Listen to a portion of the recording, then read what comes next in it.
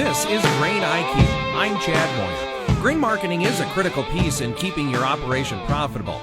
On this episode of GrainIQ, we're starting at the beginning, before there were futures contracts and the concept of basis, before there were grain elevators, and even before the Chicago Board of Trade. Before any of that was a farmer trying to sell his grain to make money.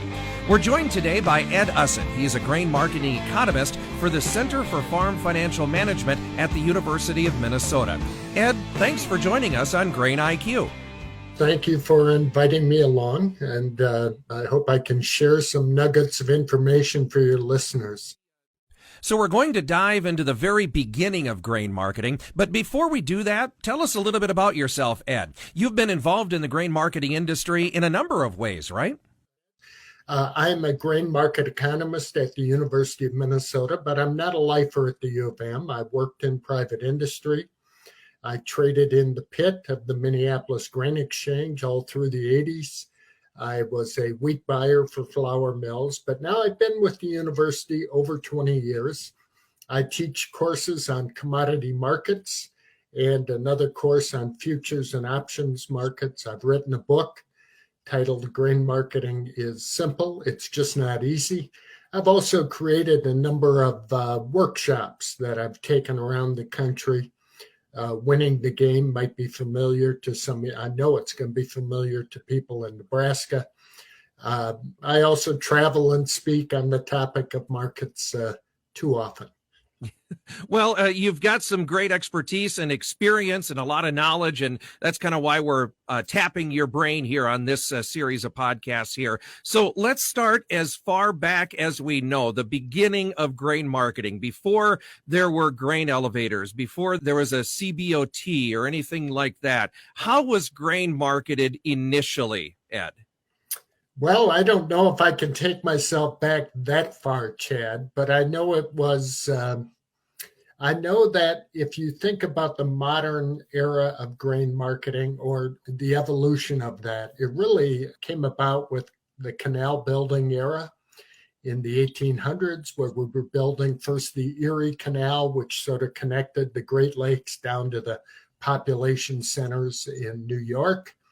And then the Illinois-Michigan Canal in the city of Chicago, which connected, if you will, the abundance of the Corn Belt to the Great Lakes, and then through the Great Lakes to the population centers on the East Coast.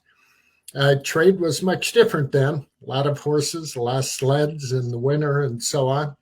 But the abundance of the Corn Belt made itself clear very early.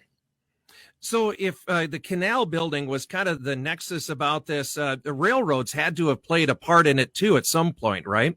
Oh, absolutely. But the railroads came along a little later, 2 decades later, and that, of course, became very important. But, you know, for many decades, water was the primary movement of grain. But absolutely, railroads are a big part of it now. And today, trucks equally so.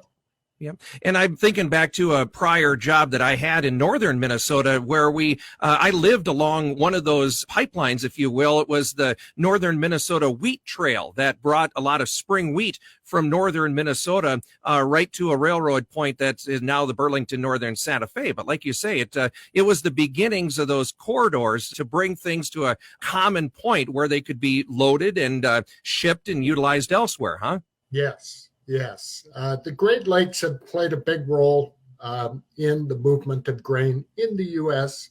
and worldwide. They play a much smaller role today because the Gulf ports and the West Coast ports dominate grain shipment now.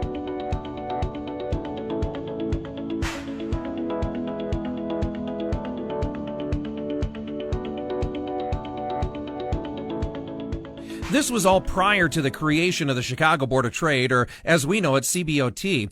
In 1848, the CBOT was founded as a cash market for grain. The forward contracts, which we'll talk about later, they began trading at the CBOT almost immediately. The Chicago Board of Trade is now owned by the CME Group. So, Ed, take me back to the beginnings of the CBOT. Well, it goes back to really around the year 1850. I think it's 1848 when the the canal opened up that connected the Illinois River to the Great Lakes, you had a problem then. You had a very rudimentary grain industry, a lot of small players along the river. A lot of grain would move in the winter by sled. The Great Lakes, of course, would freeze up in the winter. You had small grain elevators, independently owned, and they had a problem. They had two problems. One, they're buying grain, and at that time, it's oats, corn, and wheat. And by the way, Chad, no one thinks about oats, but it's the original biofuel. Every farmer grew oats because that's what the horses ate, and they pulled the plow. So it was corn, oats, and wheat. They have two problems. Where do you get the capital to buy this grain that you're going to store for a while? The other problem is you're paying $1 a bushel, say.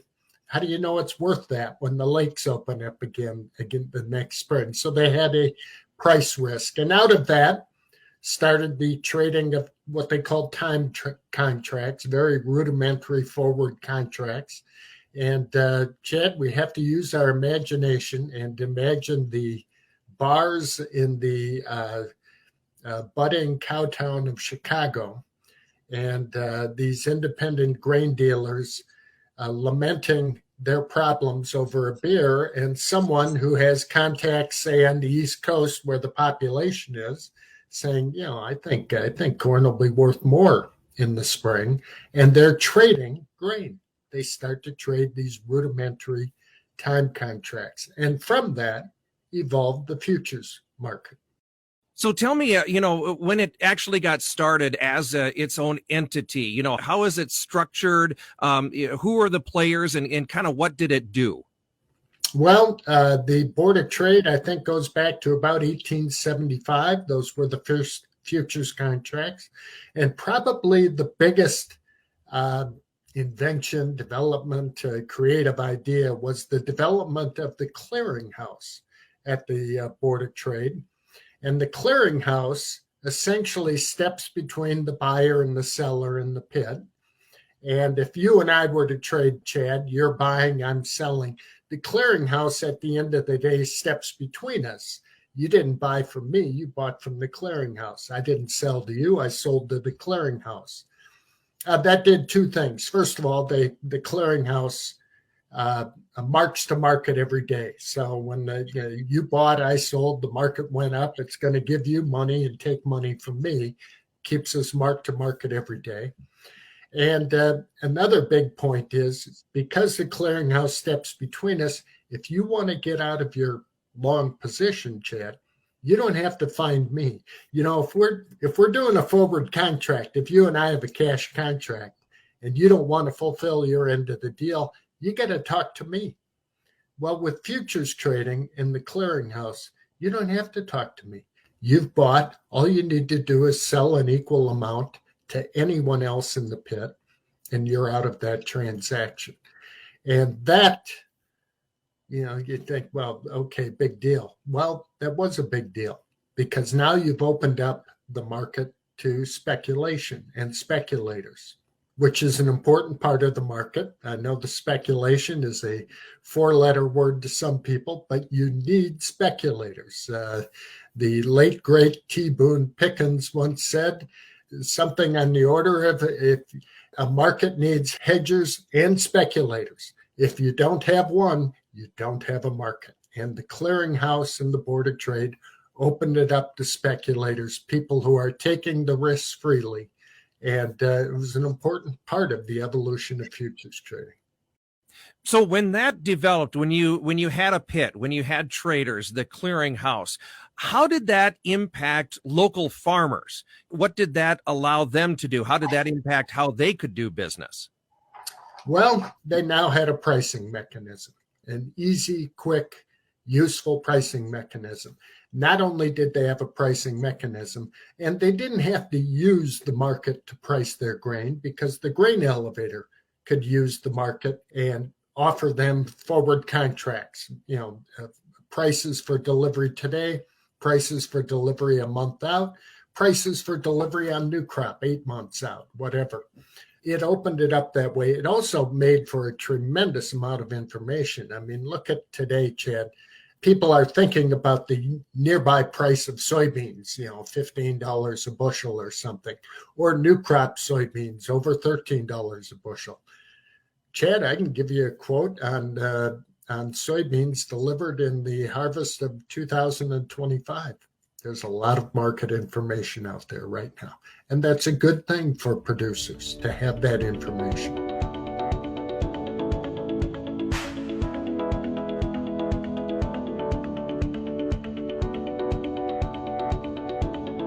I'm just thinking about back when this was all developing. This was even before radio and TV and cell phones, modern forms of communication. I wonder how that information was disseminated from the trading pits and the clearing houses to the local elevators and eventually to the farmers, Ed.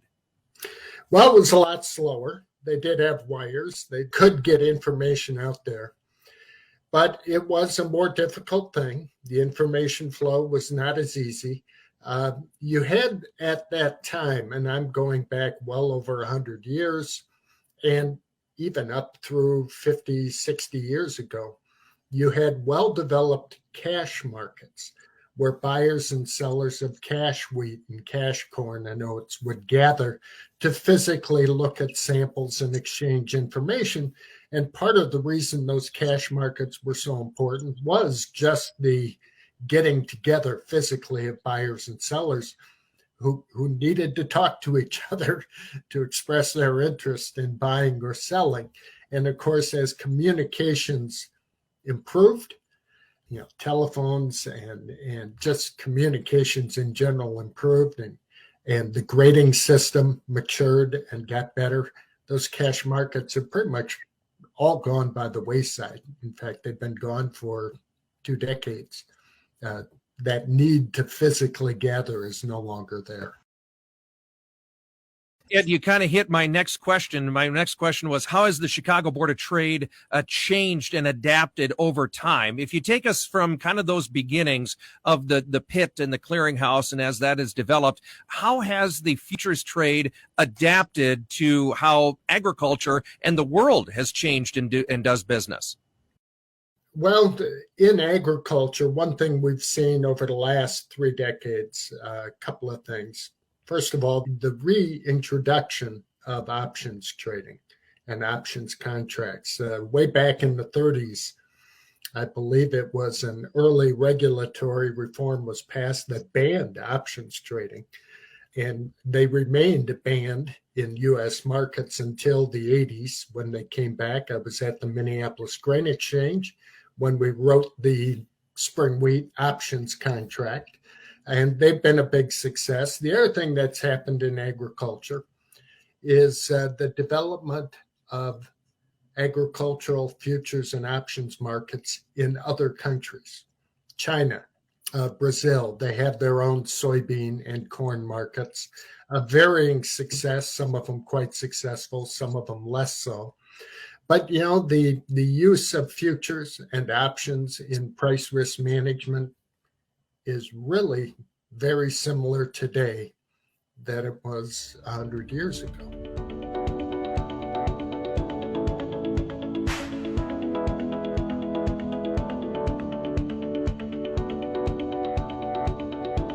Maybe one of the other changes, and you kind of mentioned it too, with the initial grains that were included in those clearinghouses back at the beginning, there are new and different commodities that are traded today versus back at the beginning.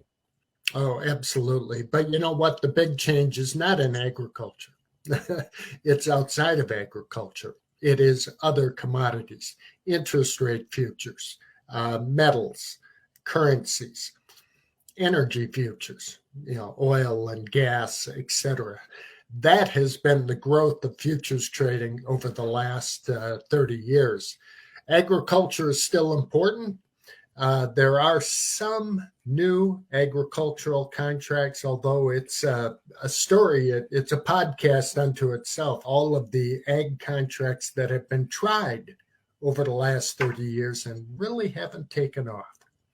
I'll give you some examples. You would think with the growth of ethanol throughout the country. It's a big, big player in the world of corn. You would think that the DDG futures market, introduced a decade ago by the CME Group, or the ethanol futures contract introduced over a decade ago by the CME Group, they'd be big successes, right?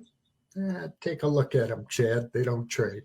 It's a topic unto itself. Why do some contracts make it and some don't? Now, one change that I think that you witnessed too when you were in the business, this change from pit trading to now we are, for the most part, electronic trade. Maybe the same things are happening, but just in a different way, huh, Ed? It's just a different format. And, I used to be a pit trader. It hurts me a bit that it's gone. I enjoyed it. I don't know anyone who did not enjoy it. I thought it was a very fair and efficient system. But you know what? Electronic trading is, from what I can see, just as fair and even more efficient. The pit traders lamented the introduction of electronic trading, but there's a lot of retail brokers and other people out there who didn't mind it at all. It's much easier to manage order flows and paper through the electronic system than it ever was in the pit. Even though the pit was really good and very efficient, electronic trading is even more efficient. Ed, we're wrapping up this week's episode on the history of grain marketing. Before we do that, though, take us up to where we sit now and where we might be going in the future of grain marketing. Grain marketing, as you've alluded to, continues to be relevant, and it continues to evolve to serve the farmers and the public, right? Yes. Futures trading is here to stay because it serves a purpose. It serves a real economic purpose. I fight this some. You get this sense people are like, well, this is just a game for speculators. And I like to tell my students and others, there's a difference between speculation and gambling. Gambling, even though the language of gambling has infected the speculation side and the grain markets. If you, Chad, if you were to buy corn futures today, one of your buddies would say, oh, you're betting on higher corn prices. Okay, we use the language of gambling. But here's the difference. Gambling deals with risks that aren't necessarily real. We kind of make them up. Speculation deals with risks in grain markets and other commodity markets that are real. Soybean prices go up and down based on, well, lately, weather in South America. Those risks are real. The question becomes, who's going to take that risk? Hedgers want to avoid it. They lay off the risk. Speculators take it. So is that gambling? No. I think we're better off thinking about the speculative side of grain markets as entrepreneurs taking risks. And we all value that in our society. Ed, it's been good to have you on this episode. Thanks for joining us today. Appreciate it very much. Thank you. That was Ed Usset, grain marketing economist for the Center for Farm Financial Management at the University of Minnesota. I'm Chad Moyer. Thanks for joining us on this episode of GrainIQ.